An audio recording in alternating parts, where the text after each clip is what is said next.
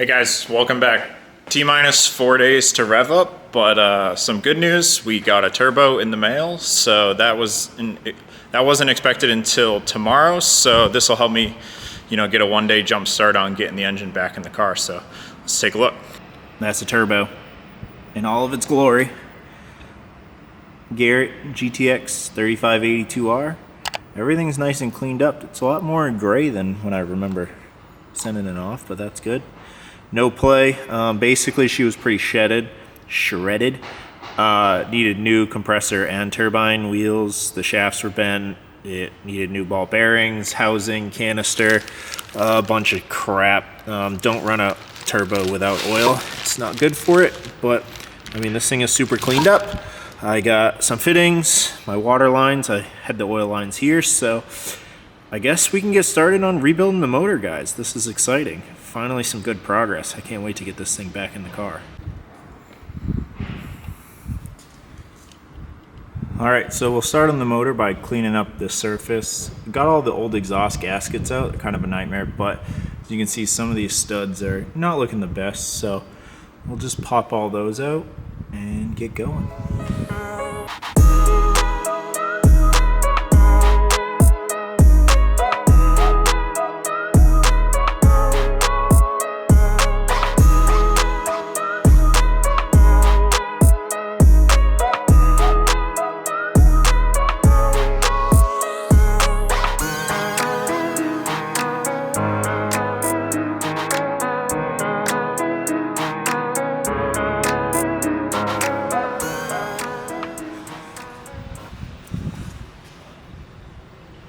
Alright, that's a turbo. All the lines and everything are on. She's looking pretty minty. Pretty minty. So now it's time to make the other side look minty, which requires the walnut blasting. So, not a very hard job. You can definitely get everything at Harbor Freight. But I think the only thing you need, you can get on Thingiverse, is the adapter that goes in the intake port to vacuum. But yeah, other than that, we're just gonna hit it up, clean up the walnuts. Just remember, turn the crankcase, make sure the valves are closed before you fill your cylinders with walnuts. But other than that, it's a pretty easy job. Let's get started.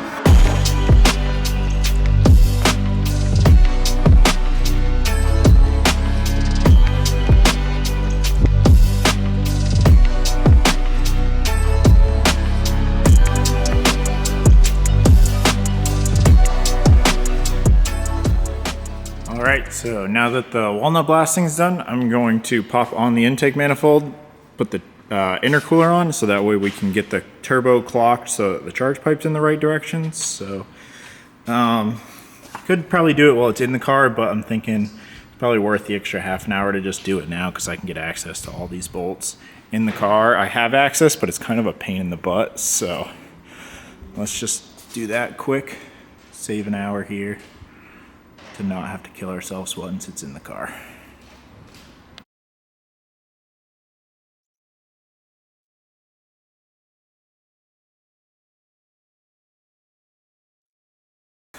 After some blood, sweat, and mostly blood, she's back in. Time to do the dressings and yeah, all the fun stuff. We're getting there, one step at a time. All right, so now that we got the intake manifold on, the wiring harness, I'm just gonna rewire in my AIC for my injectors. Also, while we're in here, we're going to be switching to MHD boost controller. So right now I have the Plex boost controller, but the MHD basically offers all of that capability and more, and it's way less moving components. So I don't need like a Go Fast bit or a Plex or anything like that. MHD can control everything now. So the max solenoid, and this is only for single turbos, but so the max solenoid is now going to be wired actually to the DME. And kind of weird, I don't know how they actually came up with this, but 2 upstream O2s, 2 downstream O2s. You completely remove bank 2 fueling, and you take upstream bank 1 and put it in the downstream bank 2 hole. So both bank 1 up and down are going to be post turbo now, and you just plug the top 2. That's pretty standard for most normal single turbo cars. I think just, from the OEM, they use the upstream O2s. There's pressure, like there's a bunch of calculations and stuff for fueling and a bunch of smarties that go into it. Now, I think they use part of the DME board that used to control the O2s. They can now use that to control the max solenoid. I don't really know the fancies ins and outs. I don't even know how they discovered it, but pretty sweet. It's a huge reduction in parts and wiring and just a bunch of junk. And honestly, MHD just does a fantastic option with everything. So it was pretty much a no-brainer to switch. So before I put the big intake manifold on, we're going to move one. You have to move one wire. So it's connector 2, pin 2, and that connector 7, pin 7. Goes to connector 2, pin 25, and then you wire the max solenoid to that. So I think it's the 25 used to be the O2 control, and then you're moving the actual wastegate control, because I think you can plug this to the wastegate. I think one of these, but I was like, that's stupid. I'll just go right there, and that should work. So easy enough. Let's just reroute my power and grounds for the AIC. We'll get that over, and yeah, bada bing, bada boom, one step closer. All right, so we got the whole front end of the car all buttoned up now. Everything's back together.